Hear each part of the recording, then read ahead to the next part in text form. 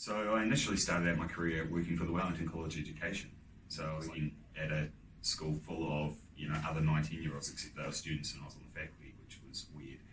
But at that place I learned I got involved in the implementation of an accounting system and also got involved in the implementation of a network. So from there I spun into basically network engineering. I was a network engineer, and then the business that I was working for at the time went bust the day my daughter was born. And so I had to make a decision at that point whether I go down the accounting systems line or the network engineering line, and the first job that popped up was accounting, so I went that way.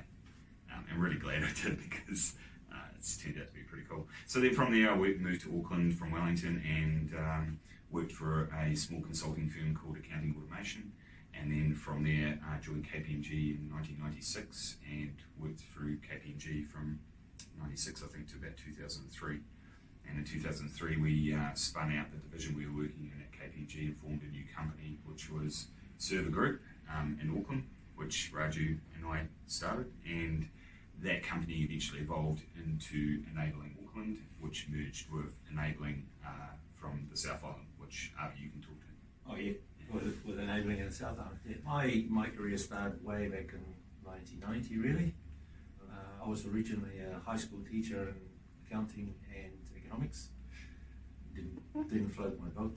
So I went and worked for an airline, and I was the cost accountant for the airline, where we calculated what does it cost to fly a route. They were implementing a ERP solution at the time, shifting from a mainframe system, and it kind of really interested me, so I got involved in it, and I guess that's where my interest in IT solutions started.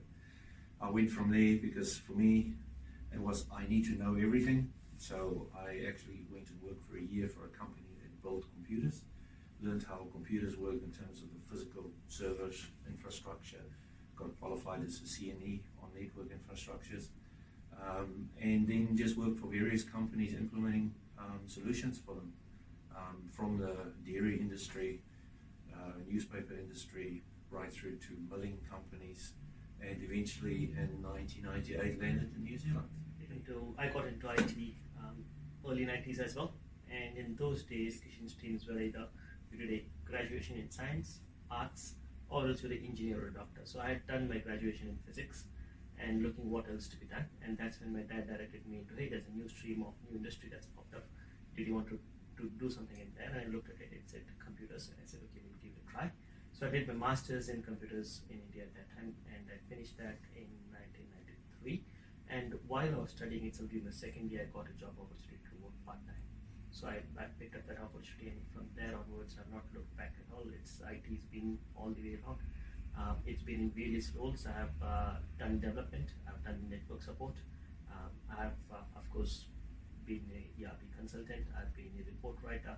So it's been all these various fields, and people ask me, you must be really good in mathematics when you're doing all this computers. And I don't know, I totally sucked in mathematics. My daughter still reminds me how bad I was in mathematics because my wife told her. Oh, me too, man, I'm the same. So that's why we've got calculators. Yeah, exactly. Yes, and that's why part of the reason we are in computers, because we don't have to actually do the math of it. We just have to think how to make the systems do the mathematics.